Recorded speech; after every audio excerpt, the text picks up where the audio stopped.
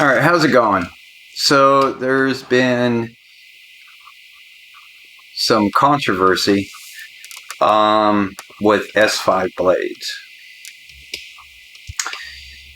Now, I don't own any S7, S5 blades simply because of the price range of them. So, and I also don't believe that no steel is indestructible. Okay. I've been working with steel for 30 years of my life, and I have seen steel go awry. So much that I've literally seen a tempered hook, heat treated hook, be put under such a strain of stress that it literally just turned to dust. I mean, when it exploded, it was just dust. So no steel is indestructible, and because you don't see cracks, don't think they're not there. That's another misconception, and that's nobody's fault. Okay, unless you're in this field, you're not going to really know. And how do I know? Is because the company I work for now, being a foundry, we do have to have some things you could say are x-rayed, but they're done a little differently. There's different types of ways of doing it. There's where it's an internal x-ray, which means just like at the airport, they can see right through it. And then they have something called mag particling.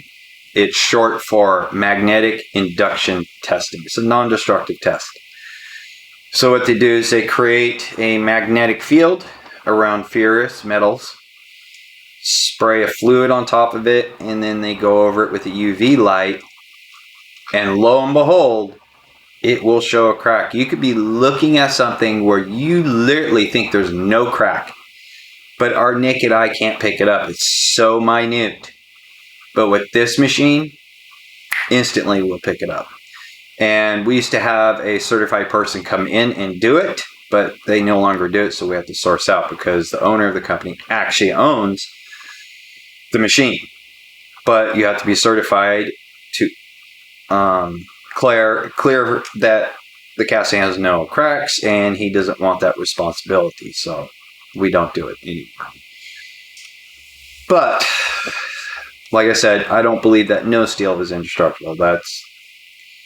I wish people would not say that because that can be so dangerous, and especially with what is going on right now. From what I've heard, Joe over at Steel Mindset has been doing videos. If you haven't seen him on this whole issue on the S5 from Shadow Dancer, I highly recommend you go over and watch him. He's doing a good job of it. But it turns out they're not S5. So sitting there and telling people that these are indestructible and may not be that metal can be very dangerous. So this is just my personal opinion. I wish people would not say that, because like I said, no steel is indestructible. It, under certain circumstances, it can still break. And like I said, you can sit there and be hammering on nails or on masonry bricks with it, and you're like, oh, it just rolled the edge, I don't see a crack. But there could be a crack there. Just with your naked eye, you cannot see it. So that's just food for thought for people, okay? So I'm very skeptical when a new company comes out. It's like buying a new car. When a new car comes out, people always tell you, don't buy it for the first year to 2 years until they work all the bugs out. It's kind of like even phones. It's S24. We wait because there's always bugs they have to work out of them in the software, and they normally do it with updates. So wait about 6 months to a year, and by then you should be good to go. Okay. So I never jump on the bandwagon per se when new store companies come up. And they're like, oh, their fittings are crystal clear, they're this and that. Now, I know Cladhammer, they're supposed to have excellent, fittings on their swords, and unique because they do wax molding, which would justify for some of their prices that they put on their swords, because Yes, where I work, we can do wax molds if we wanted to, but it's too expensive. That's the problem with it. It's a very expensive process to do, and a lot of people aren't willing to pay for what the cost of it is. So we don't do it. A lot of foundries, some foundries do it. A lot of them don't do it because they have to charge customer that, and they don't want to pay that. They're already paying a lot of money depending on what they're having made. So things like that I can see being justified, but still they don't have to do it that way. If you keep your molds clean and clear, your castings will come out the same way. Anyways, that's a different topic. So now I've gone online to Amazon and I've noticed with Shadow Dancer where they say it's L6. They're now saying the sword is not L6. So I don't know what the material is on that. It's very disingenuous to do this to your customers, and it destroys the trust for your customers. For cat owners, you would know this. When you have a cat, trust for a cat is everything. And if you break that trust with that cat, it's going to be a while before that cat trusts you again. This is kind of how I see whenever it comes to any type of product, swords, knives, whatever. You break that customer's trust, and it's going to be a long time before they trust you again. That's kind of how I see it. So I always stick with companies that I know, and this is just me personally talking, excuse me. Like when it comes to custom jobs, I stick with one company that I trust. They've never done me wrong. And if there's issues, they try to always correct it for their customers as much as they can. And that's Hanbon. I have Hanbon do all my custom work. And now, like I said, that's me. That's my personal preference. Because I've never had a bad experience with them. If there's issues, yeah, right away contacted and said, hey, sorry, we had this issue. Or maybe this fitting is out of stock, but we should recommend this one as a substitute, whatever. So that, like I said, that's my personal doing. I deal with Hanbon when it comes to customs. Now, I've gotten other swords from other companies on Amazon. There's only one I didn't like. I'm going to be reworking. I forget the name of the company. But I did like the saya, how the saya looks and everything. I'm totally going to change the sword. So that's a work in progress. Because the balance on it was way off. Actually, I have two swords I'm not too much a fan of. The Honshu. That could have been a great sword. Really could have been. And they dropped the ball on it. So I only have two swords that aren't that great in my whole collection right now. Surprisingly enough, this is from Hero Swords. I did a short earlier today on it with it. And it's a nice nimble sword. The only problem with it is they cut too much off on the scaw, so the kosher back here doesn't line up properly like it should. Other than that, it keeps its tension on the saya. The fittings are nice. They're not muddy. They're clean. And it's a T10 blade. I've had no issues with this thing. None whatsoever. It's really nimble too. And the blade thins out quite a bit towards the end. I have no issues with it. None whatsoever.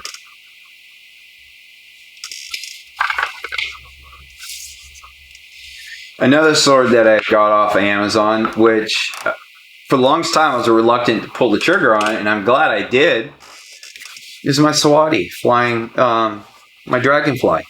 Sawadi. Love this thing. I always call it one of my beast cutters. Everything I throw at it. And the Jabberwocky wrapping on this thing is phenomenal. It doesn't come loose. This thing is comfortable in hands. I've even had comments from other people on my videos that have bought these with this wrap. And I've never taken the handle off it, but they have said they've taken their handle off and took the Fuji off, and they noticed it is a full Saimegawa wrap onto here because you don't feel panels on this thing anywhere. So, like I said, that's what they say. I haven't taken the handle off mine to see. The only drawback I had was the caulker was coming loose after a year, so I glued it. Other than that, I've had no issues with this blade. And this blade's beast for a T10 blade. And I'm glad, like I said, I pulled the trigger and I got it. This thing cuts great. Holds an edge great. It's an awesome sword. Especially for, like, at the time, $165. My point being is you get new companies and they're in competition with other companies. So they have to try and do bigger and badder than everybody else. But the problem is, if you start being deceitful with your customers, that's not going to work out too well for you. And hopefully, they do right to the customers. You know, who supposedly were supposed to get an S5 blade and didn't get an S5 blade. I say it was tried and true. 1095, T10, heck, even like 1060. Those blades have been tried and true, and they hold up through the test of time. If you don't do anything stupid with your blades, you know, that especially is dangerous, your sword will last you a long time. I still have my very first sword that my wife got me for our anniversary, which is a Musashi 1060 blade. Still have it.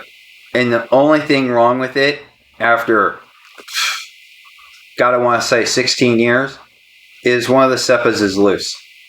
And I think the hibaki might be a little loose. But that's about it. Nothing else is wrong with that blade. And it's a 1060 blade. Yeah, I've had to shim the saya because, well, it's 16 years old. Now I don't use it much because you can't get that one anymore. They still make it, but only in 1045. So you can't get it in 1060 anymore. It's a limited time only. And at the time when they were doing that one, there were over $300. And she got a special on it because they were running out. They're just trying to burn out the stock so they can just produce 1045s.